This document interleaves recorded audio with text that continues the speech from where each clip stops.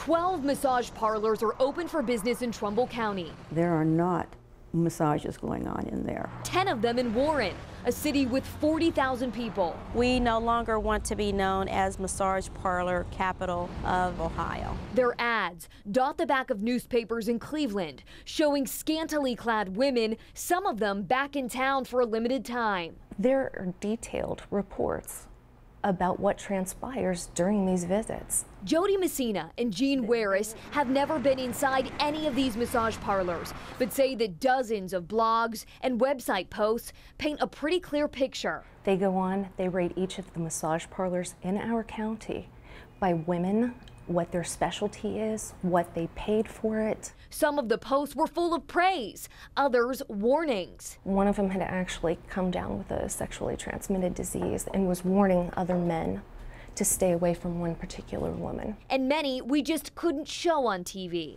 Messina and Wallace are part of a community group formed to tackle the number of massage parlors in Warren. They're working with Councilwoman Cheryl Saffold, who is pushing council to regulate the clubs. If there is illegal activity going on, that it's time for it to cease. But is anything illegal happening? We tried to find out.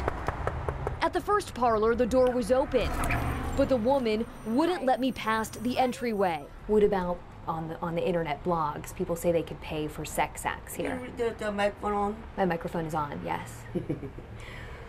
No, I don't think so. You I don't know about it. Because it's such a quiet place here, so I don't know anything to say.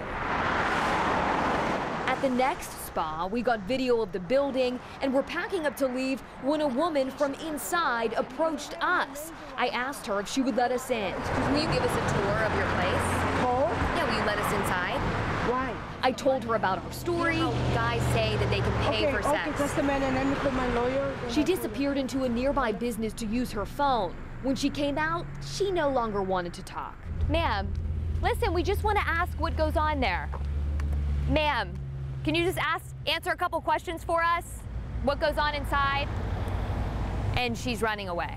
Messina and Wallace believe the problem is bigger than the alleged prostitution in these places. A lot of human trafficking goes on in the massage parlors. They showed us 3 licenses from 3 different spas where the employees listed the same address for their home and work. So why not just call the police with their concerns? We're asking our local law enforcement to maybe do more searches. Warren's police chief tells me that internet chatter isn't enough reasonable cause for a search warrant.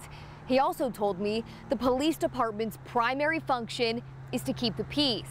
He tells me nothing happening inside these parlors is disrupting the peace in Warren. The police tell us that they haven't had any complaints. Saffold hopes new legislation will make it easier to find out what's going on in these parlors. Messina and Wallace want 100 hours of training for employees and normal business hours. If these massage parlors are legitimate, then they absolutely have no concerns.